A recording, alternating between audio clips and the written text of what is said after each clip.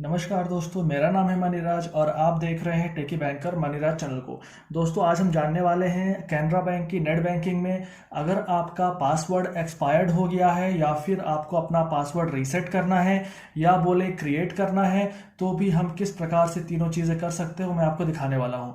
दोस्तों, ये बात आप समझ लीजिए, कैनरा बैंक में अगर आप 6 महीने तक अपना नेट बैंकिंग बनाने के बाद भी लॉगिन नहीं करते हैं तो आपका पासवर्ड एक्सपायर्ड हो जाता है। तो उसके लिए आपको नेट कैनरा बैंक की नेट बैंकिंग के पेज पे आ जाना होगा। ये नया पेज उन्होंने बनाया है जहाँ पे आपको दिख रहा है यूज़र आईडी, पासवर्ड, कैप्चा और लॉगिन।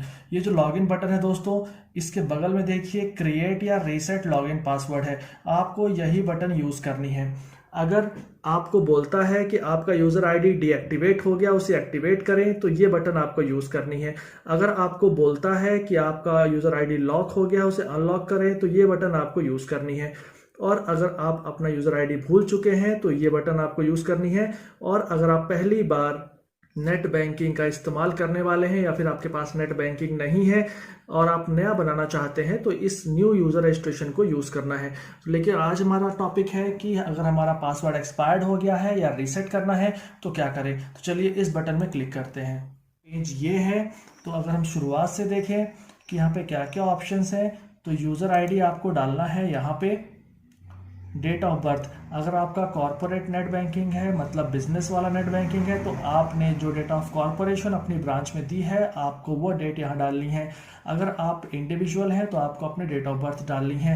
फिर आप क्या है, IMR रिटेल यूज़र या कॉरपोरेट यूज़र। रिटेल यूज़र मतलब कि आप इंडिविजुअल हैं, आपका सेविंग अकाउंट है, और कॉरपोरेट यूज़र मतलब आपका बिजनेस अकाउंट है, करेंट अकाउंट है या OD अकाउंट है।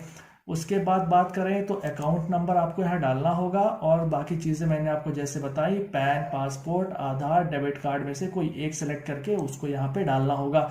और फिर आपको यहाँ पासवर्ड बनाना होगा और कैप्चा यहाँ पे डाल के कंटिन्यू करना होगा। यही बहुत इंपॉर्टेंट है कि आप जो पासवर्ड बनाएंगे उसकी विशेषता क्या होगी। पासवर्ड दोस्तों 8 से 12 अक्षर का होना चाहिए।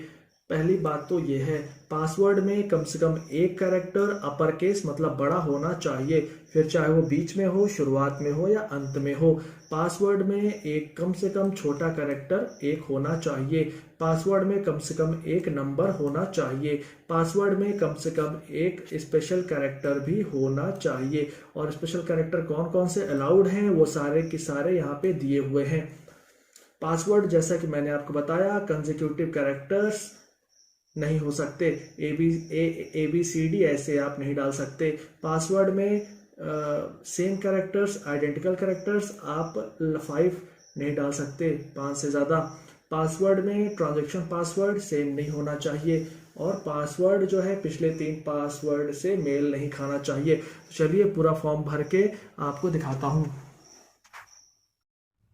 दोस्तों, ये पेज पूरा आ चुका है। इसमें सारे इन्फॉर्मेशन चेक करके कंफर्म बटन पे आपको क्लिक करना है।